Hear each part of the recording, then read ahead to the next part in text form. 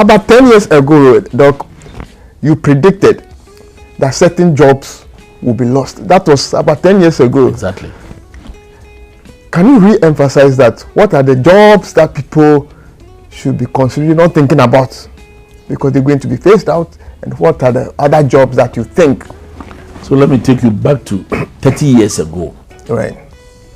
I also prophesied that jobs would be nowhere, and that my children at that time should take up vocations.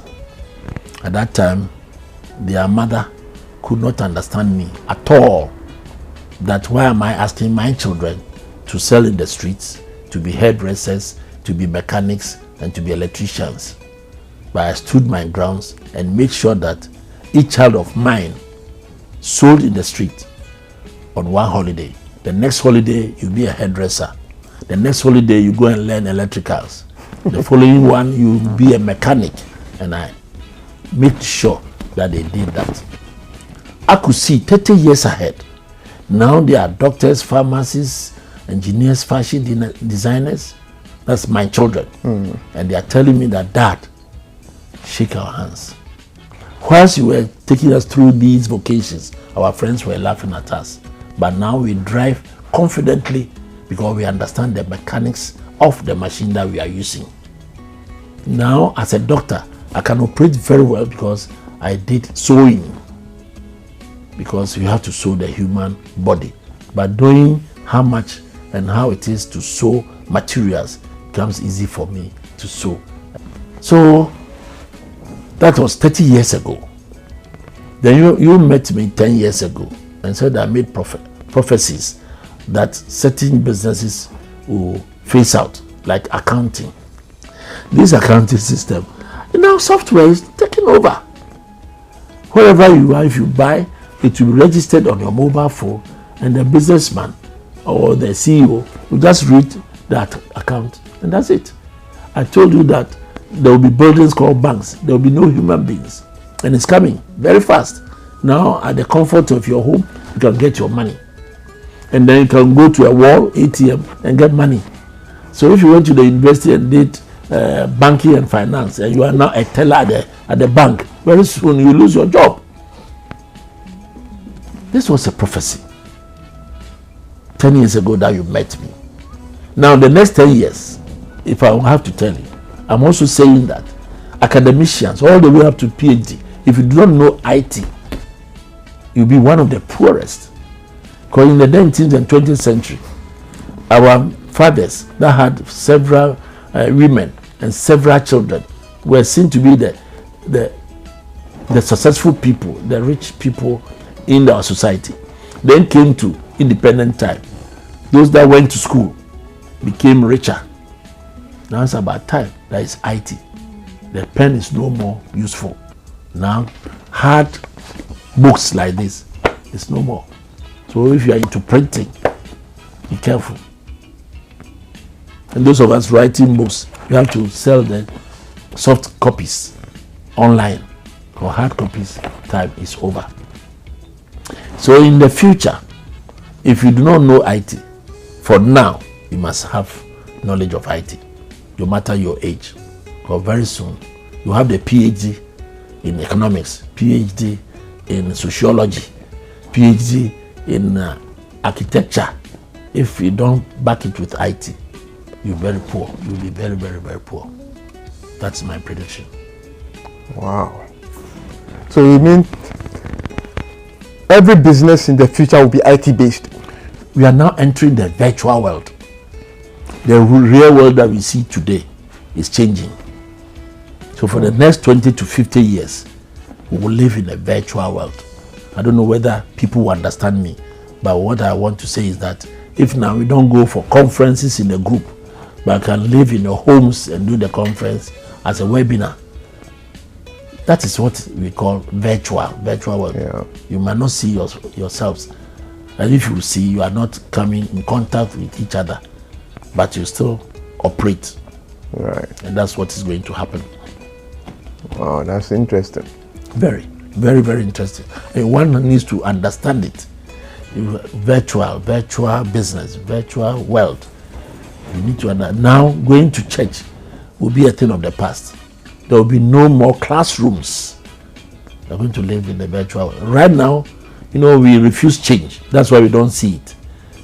It may not be necessary for us to congregate in a church, in a chapel. That time is over.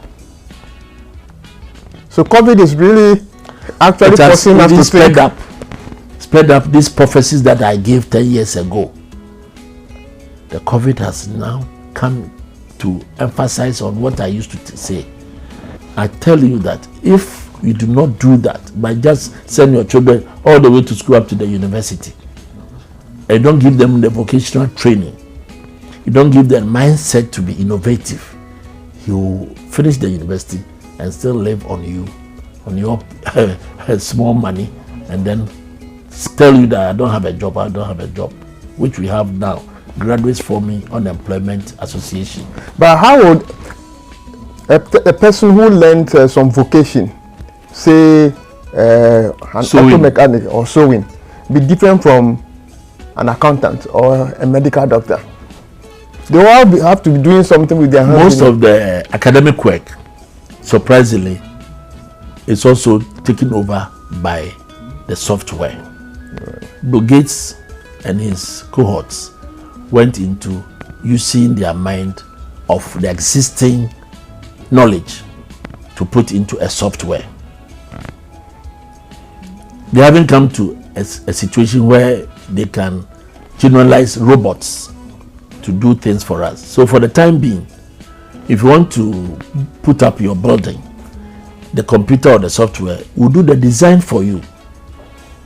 So the architect who went all the way up to the university, his job may not be needed, but the masons that will carry the blocks to the site will still be needed. So very soon, the architects themselves will have to do the manual job. Otherwise, he is out of business. So we as the pharmacists, mixing the thing, everything, the formulation will be done by the software. But then you may need somebody to drive the vehicle to supply your medicine. So the pharmacist himself will have to do that. Even that's why there are driverless cars now. What you're saying sounds a little scary. Because it's going to be, human beings are eventually going to be redundant. You know, so then what do we do? If you're going to live in a virtual where there will be driverless cars, electric cars, and all those. Now you understand it. You are even telling me electric cars. Well, you are scaring me. Computerized cars. No, you agree with me. Yeah. And that now you go to the GPS and it will tell you the directions, wherever. So you don't need any human being to tell you where to go and how to go. And that's the virtual world I'm trying to say. And that instead of being scared, why don't you try to understand the virtual system?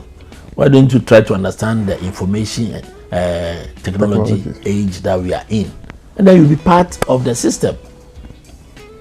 I'm happy to know that some pastors are saying that, oh, let's hold on to the congregation. Let us do our service and sermons still online. Right. And I think they are now visionary. They are understanding the 21st century. But those pastors that are still thinking that human beings will have to congregate before they believe they are worshiping our Jesus Christ. No, that time is over. Jesus is not here. But all over the world, everybody is worshiping him because he's in spirit. And night is just like spirit. It's the virtual form for which we have to understand. That's why I'm emphasizing on talent. That's why physically. I don't know whether viewers now know that the Olympic Games is now online.